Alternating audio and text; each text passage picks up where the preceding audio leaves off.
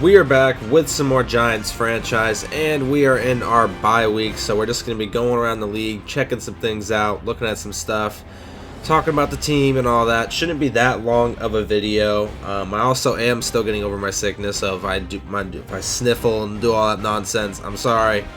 Should be fine by next game, but first thing we're going to talk about is I did put Slayton on IR, and we signed someone off of our practice squad. Alex Wesley will be coming off the practice squad to fill that spot since Slayton's now on IR. So that is the receiver that we added to the team. We do have a message from Golden Tate. Let's see what he wants to talk about here. I'm not sure what this is going to be. We got any plans for the bye week? I think a lot of guys were hoping to get a little extra relaxation time and beyond what we would normally get, you know, and recharge their batteries with friends and family. You cool with that, or did you want to use the off week to prepare for your next game? We're going to go with rest. You know, have them calm it down. We did take an L going into the bye week, which is unlucky, but we're still going to have them calm it down, you know, take it easy. Let's see what happens with that result there. +2 injury for your entire team. Wow, okay. And morale. Well, I guess maybe that's the best thing. We did scout our people. I usually in the bye week, that's when I do in all my franchises, take my time to go through who I've been scouting, who I'm looking at, but because people from the franchise watch this, I'm going to calm it down on that. I will talk about some positions I might be looking at and stuff, but I'm not going to show specific players just because you never know. You know, what if I say I want this guy super bad, and the guy right before me wants that guy super bad, and he knows I want him, so he's going to pick him. You know, I don't want any of that to play out, so we're going to calm it down there. The Redskins have already won their Week 11 games, so they are now 9-1 on the season. This dude never loses games, I swear. I don't know what's going on there. If Dallas wins, they'll be 7-3, but I'm pretty sure we hold a tiebreaker over them. I'm not 100% sure on that, but I think we do. So we still will be second. It's looking like wild card is the hopes for us, because the Redskins are not going to just lose. They just don't seem to lose ever.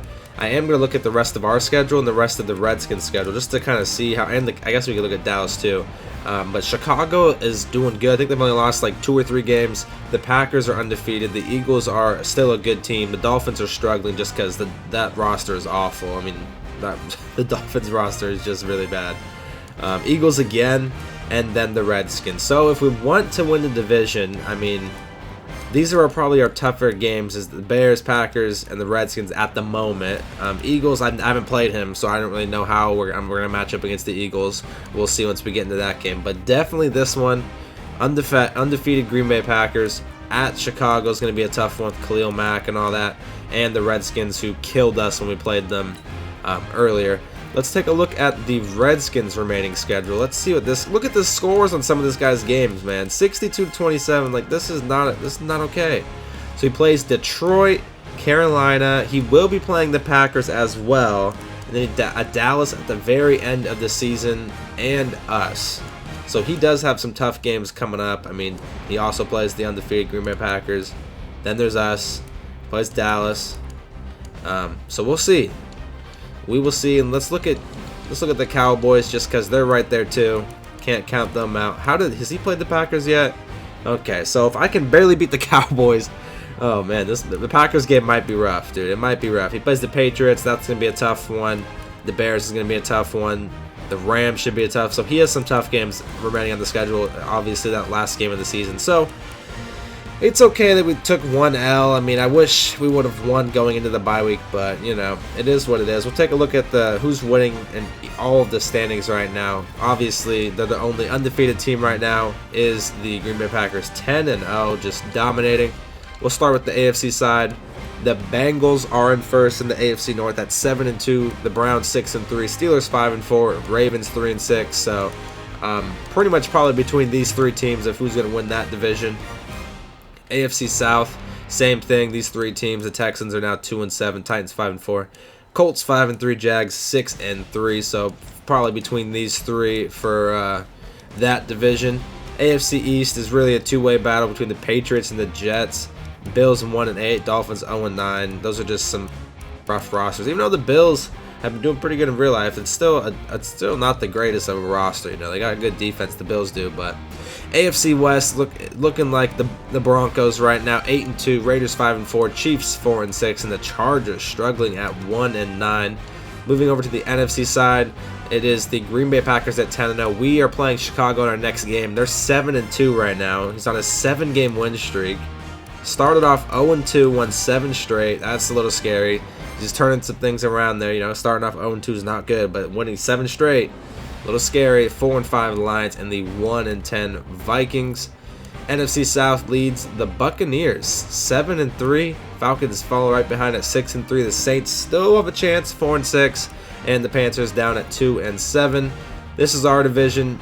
Redskins 9-1. We're at 7-3. Cowboys 6-3. Eagles 3-6. This is a tough ass division, man. Battles are going on here. And the NFC West 7-2. The Rams are at 7-2 and lead the way there. 5-6 Cardinals, 3-7 Niners, and the 2-8 Seahawks. So far for the NFC, the wild card, there's a 7-2 team. We're ahead of the Falcons, so we're in. If the playoffs started today, we'd probably be in, but we definitely. It's a little scary.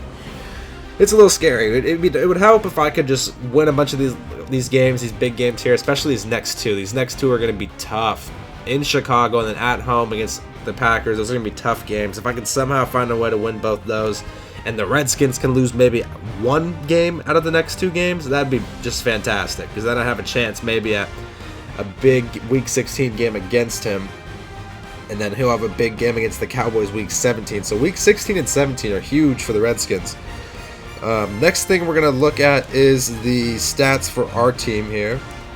Go ahead. I guess we'll actually, yeah, we'll look at the stats first, I guess. We'll just go to my team. I'll show you guys the league leaders. Can I not look at, I really have to look at this? That's kind of lame. Okay, well, I guess we'll start here. We are, no, there should be a better way to look at this, but we'll just, I don't want to look at team stuff. I guess we'll go to players. That should be easier. Daniel Jones on the year is 2,281 passing yards, 163 for 283, 22 touchdowns, 17 interceptions. Interceptions a little high, not really feeling that, but 57% completion percentage, average rating of 84.5. Longest pass was that 96-yard touchdown to Slayton. I got sacked 54 times, been sacked a lot. I'm honestly not too sure how much that is compared to a lot of all these teams, but I feel like that's on the higher end of the sacks. He's played okay. I mean, the one thing that's really going to help is when the Week 8 real-life ratings come out, when the ratings get boosted on like the head-to-heads and stuff. I really hope Daniel Jones is I'd be super happy if he was like a 74 or a 75. I mean, having him be a 69 overall quarterback is just, it's rough. It really is. So I really hope that can get bumped up. Leading the way at rushing is obviously Saquon. 188 carries for 1,041 yards. He averages 5.5 per carry, 7 touchdowns, and averages over 100 rushing yards a game, which is great. He's only fumbled the ball once on the whole entire year. 6 broken tackles, that's great. Yards after contact, 252, just an absolute beast. He's playing great this season. Daniel Jones, you know, out here scrambling, 39 carries, 260 yards. He's averaging 6.7, which is crazy. That's what you like to see out of him. He does have a fumble, which we won't talk about that. Gallman, I mean, he's just a backup running back. I mean, what else would you expect? Perkins had that one breakout game. He's only played like one game, and he got all those stats in that game pretty much. Not really much rushing coming from anyone else there. Receiving, Slayton was dominating, but obviously he's done for the year, so this will be his final year stats. 38 receptions, 759 yards, and 13 touchdowns. That's a great season for him. I mean, he's going to be missing out on a lot more games, but I'd be fine with that. If our rookie receiver, I wasn't even expecting him to be something. If it's coming out in here and getting 13 touchdowns and this much, like, I'm totally fine with that. Evan started off the season great, but then really when using him that much, probably should try to use him more now that Slayton's hurt. 33 receptions, 390 yards, and only 2 touchdowns on the year for him. Saquon has no receiving touchdowns, but he does have 268 yards receiving, which is pretty good.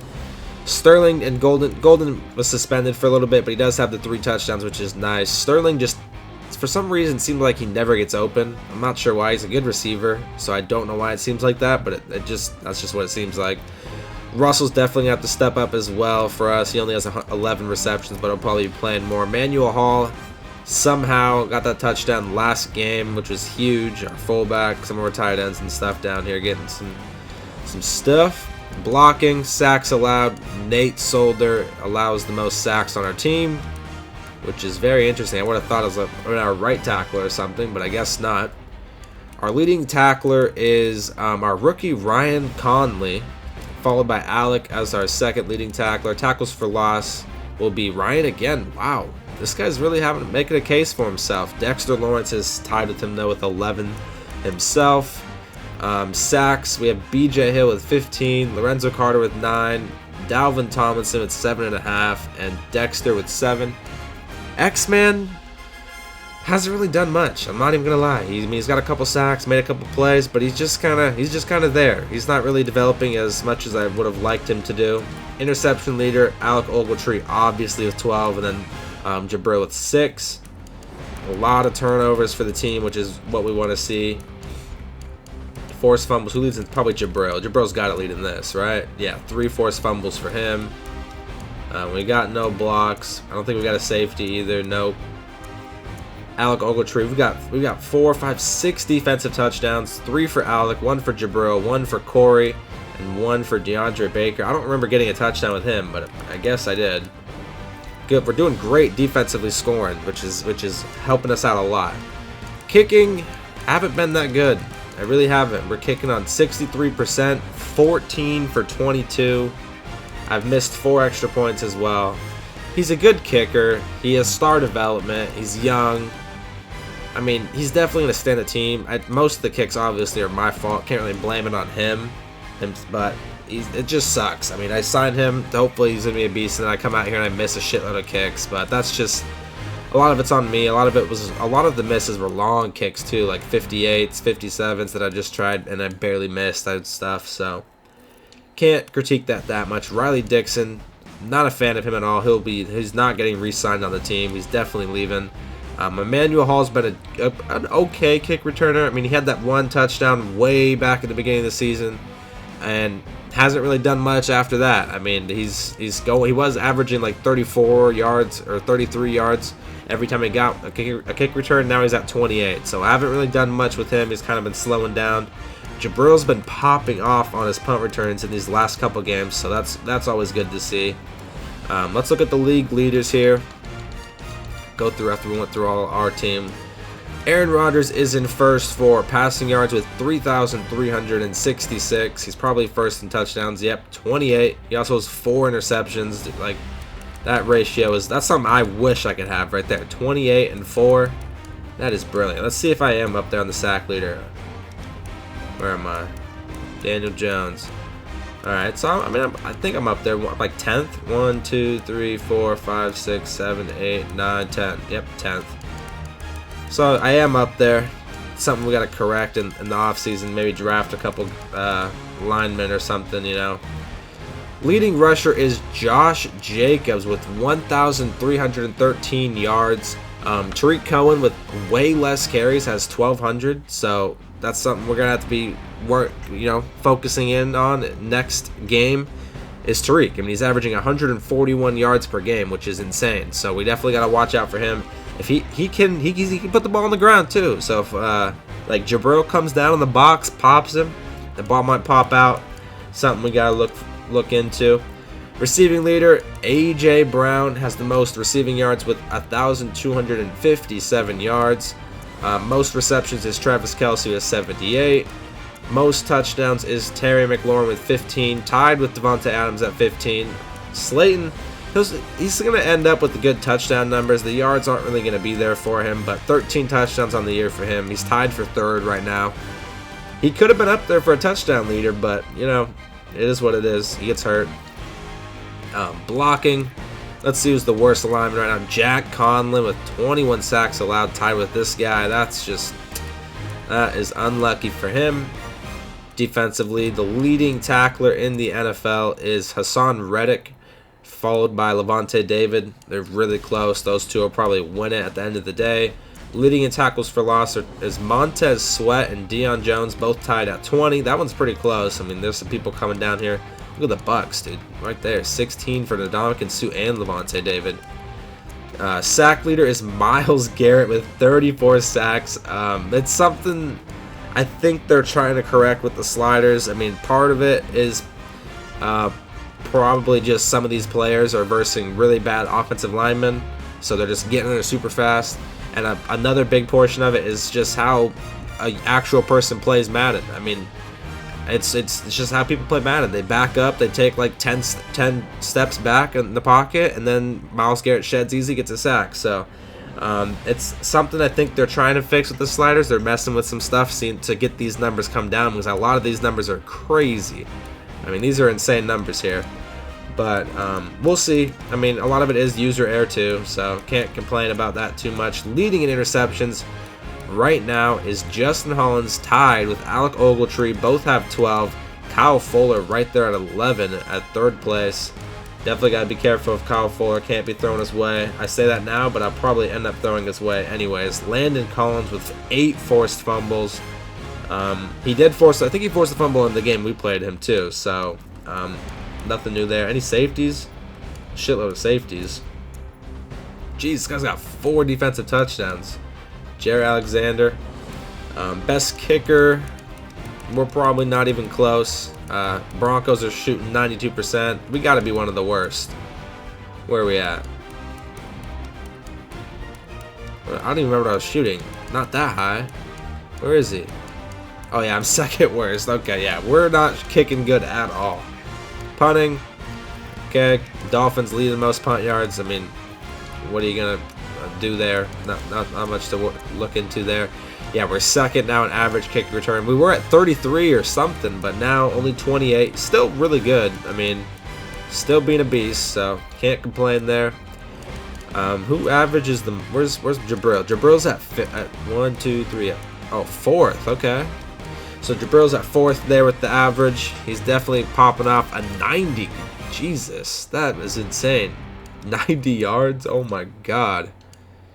Green Bay's about to smack me, dude. That's gonna be a little scary. 9th in total offense. Let's see, we're in defense. We are 23rd. We just give up a lot of yards. We turn the ball over. We just give up so many yards, which is not what we like to see. 9th in points scored. That's okay, I guess. Points allowed, we're 11th. See what other kind of stats pop up here. That's it. Next, we'll look at the yearly awards. Right now, the league leader for MVP is Myles Garrett. We have no one on the top 10 from MVP. We do have a Coach of the Year candidate, Pat Shurmur, currently in 5th. The Packers are up there at 10-0, so that's why he's there. We'll go to the AFC. Offensive Player of the Year, Josh Jacobs. Defensive Player of the Year, Myles Garrett. Obviously, these aren't set in stone. These are just the front runners right now. Offensive Rookie of the Year, Josh Jacobs again. Defensive Rookie of the Year, Justin Hollins. Look at these rookies just dominating. Tom Brady for Best Quarterback. Obviously, Josh Jacobs at Best Running Back. A.J. Brown, Best Receiver. David DeCastro, Best Lineman. Best Defensive Lineman, Myles Garrett. Best Linebacker, Von Miller. Best DB, Denzel Ward. And Best Kicker, Brandon McManus. Going to the NFC side of things here, Offensive Player of the Year. I think we have someone in contention. Don't think we'll win it. Yeah, Saquon's at number 8 right now. Don't think we'll win that, but at least if we can get someone in the top 10, that'd be cool. Defensive Player of the Year, Alec was in 1st for a second a while ago, but now he's in 3rd just because the sacks are just insane from Khalil and DeMarcus Lawrence. But we are in 3rd for that. No one else. Offensive Rookie of the Year, we have Daniel Jones at 3rd. Slayton at 4th. I don't think I'm winning Offensive Rookie of the Year for the NFC. I mean, these two, the connection these two have right here, Dwayne Haskins and Terry McLaurin, unbelievable. I mean, those guys are just, everything is working out for them. It's insane. Defensive Rookie of the Year, another Redskin. These Redskins just need to go away. I'm sick and tired of it. Ryan is at 5th for that, and Dexter Lawrence at 10th. Last week, Julian Love snuck in here. He's not in here anymore. But Ryan up there at number 5. Best Quarterback, Aaron Rodgers. Daniel Jones at number 5. Best Running Back is Ito Smith.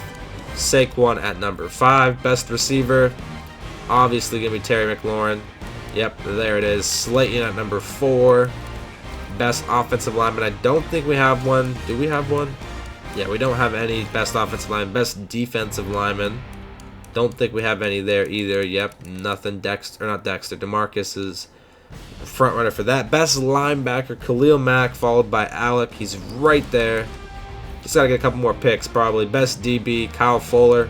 We did have Jabril. Okay, so he's all the way number 10, so he's dropping. Unlucky there. Best kicker, I doubt our kicker's up here. Matt Bryant. Our kicker shouldn't be up here. Yeah, he's not. Okay. So those are the front runners for those awards. We'll get into who wins those, obviously, when we end the season. So we got the stats out of the way. We got the standings out of the way. I think we're going to talk about just some stuff we're going to be looking forward to in the offseason and probably end the video there. So I'll show you guys. Oh, I forgot to tell you. We did spend tokens on BJ Hill. So he's now up to star development, which is like what that's just what we want to see right there out of him. He's being a beast. Let me get to overview. As you can see right there, star development, or you can see the silver. So I'm not going to tell you who I'm going for specifically in the drafts, but we definitely need to upgrade in draft and free agency, center and right tackle. Those are big pieces on the offensive line we got to fix. Our guard positions are set in stone. He's really young, can develop. He's obviously a beast. Our left tackle, I mean, he's just kind of there. He can kind of be there for till his contract runs out. I'm not really in a rush to get rid of Nate, so he's old, I'm pretty sure. How old is this guy? 31. Yeah, he's getting up there in age, but you know, he can stay for a bit. It's just the center and the right tackle, god awful. Our tight ends I'm okay with. We have a decent backup, so we can run 2 tight end sets. Evan's obviously a beast. Got our 3rd string right there. If we had Slate in our receivers, we'd be looking okay. I still maybe want to draft a receiver later just to fill, because we're losing quite a bit of receivers, so we might draft one or try to sign one. Probably no one big. Saquon, obviously Saquon. Maybe looking to replace our fullback. I'm not re-signing Penny, so we might be trying to get a new fullback there. I would really love to keep Daniel, and that is what I'm leaning towards, is keeping him. I mean, his speed is hard to find. It's just I'm really hoping the mid-season ranking or update when it comes out into Madden that he's just a 74 or 75. I just want to give him some hope. I'm tired of him being a 69 overall. We do need to get a backup quarterback. Maybe I draft a quarterback super late, or maybe I just try to sign a veteran free agent for a cheap deal to put in there, because we're not resigning Eli, so he's out the dough. So that's what we got on the offensive side of the ball. Defensively, defensive line set in stone. I mean, if we're running a 3-4, I mean, these guys, superstar. We got Tomlinson up to a superstar. Dexter's already at star. He's at hidden right now just because of the little glitch, but I know it's star. And then we used our tokens to get BJ to star, and BJ leads our team in sacks by a mile. So our defensive line is set in stone. I really like them. The only thing I could see maybe is drafting another defensive tackle later. Pennell's been okay, but I mean, I don't know if he's the answer as their backup there. But these 3 set in stone. Hopefully keeping them for the rest of the whole entire series. Moving over to corner. I think right now, currently, Baker probably the only one that's set in stone. He's a beast. He got up to star on his own. He's up to a 76 overall already. At 6 overalls, I think. I think he started out as a 70 overall at the beginning of this. So he's definitely staying. He's you know, growing, being a beast. Haley, I did re-sign. He just gets picked on too much. I'm not saying he's bad, but I mean, I just don't think he's going to be our number 2 for the future. He's not really growing that much.